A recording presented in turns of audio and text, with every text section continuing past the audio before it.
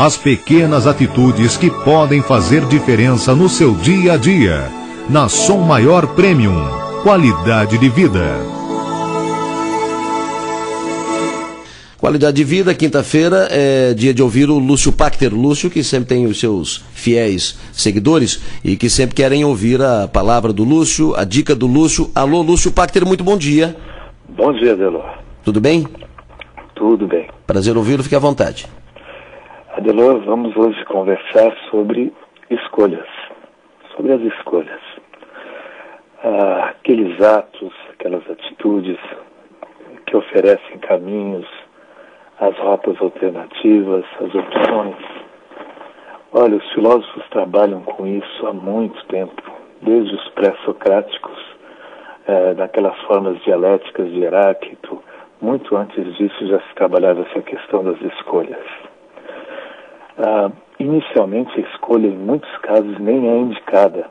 Há muitas situações na vida nas quais a pessoa deve se pautar como um trilho sobre o trem, né? E caminhar num caminho pré-estabelecido. Há muitas situações que pedem isso. Em momentos de crise, às vezes, isso é uma indicação. Aliás, isso em vários momentos é importantíssimo. Não inventar caminhos alternativos diante de alguns contextos. No entanto, nas questões das escolhas, logo que me chama a atenção nesse assunto e isso aparece muito em consultório, são aquelas escolhas que de fato não são escolhas. Elas apenas trazem esse nome, mas são outras coisas. Um exemplo disso é a pessoa que vai... Um exemplo prosaico sobre isso, a pessoa vai tomar o banho dela e ali tem um chuveiro quente, frio, e ela acha que tem uma escolha quanto à temperatura da água. E aí acha que aquilo não é escolher. Só duas alternativas. Ela bota um chuveiro a gás, no qual ela pode modular entre dezenas de temperaturas e acha que agora está escolhendo.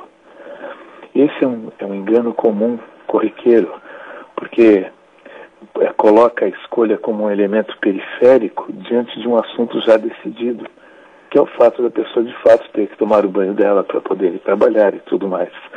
Isso na vida acontece muito. A pessoa então tem a impressão de que está escolhendo alguma coisa, quando na verdade já está tudo definido e qualquer que seja a posição dela, nada mais é do que um elemento secundário. Bem, tem muitos elementos aqui. Um outro que me ocorre é aquela questão do banco de dados.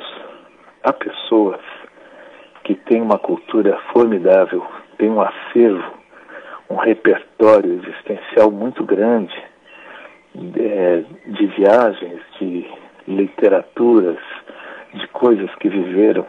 E essas pessoas, elas podem nos passar a impressão, e a elas mesmas, de que elas têm escolhas diante das coisas.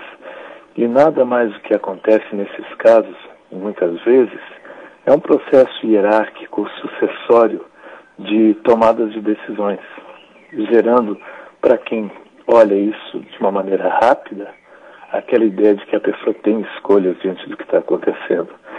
Aliás, aqui, Adelor, muitos dos nossos automatismos podem passar a impressão de escolhas. Há pessoas que elas têm a vida modulada por etapas, por premissas, por protocolos. Aí então a pessoa tem 23 anos, está cumprindo exatamente aquilo que foi já planejado por ela ou por outros, pela sociedade, família, cultura, época, e ela acha que o fato de estar querendo fazer um mestrado agora, de ter um bebê agora, ou de casar agora, é uma escolha, quando na verdade já estava tudo determinado, apenas a pessoa tem a ideia da escolha. E existe também, claro, quem, diante dos contextos da vida, alcance de fato novos caminhos, faça opções que vão transcender esse cardápio, ou mesmo que estavam no próprio cardápio, mas elas optaram, sabendo que podiam fazer outras coisas completamente diferentes. Em todos esses casos, e sobretudo na filosofia clínica, a gente vê pela historicidade, pela história de vida da pessoa, se de fato é indicado ela escolher, como ela faz essas escolhas, qual é o alcance dessas escolhas. Às vezes, há dados que se multiplicam e se associam de diferentes maneiras, sendo que uma escolha boa, aparentemente boa, para um movimento imediato, é péssima a médio e longo alcance. E muitas vezes a pessoa nem sabe disso. Então essas implicações e também as indicações. Próxima semana converso com você lá do norte do país. Um abraço, Delor, aos ouvintes.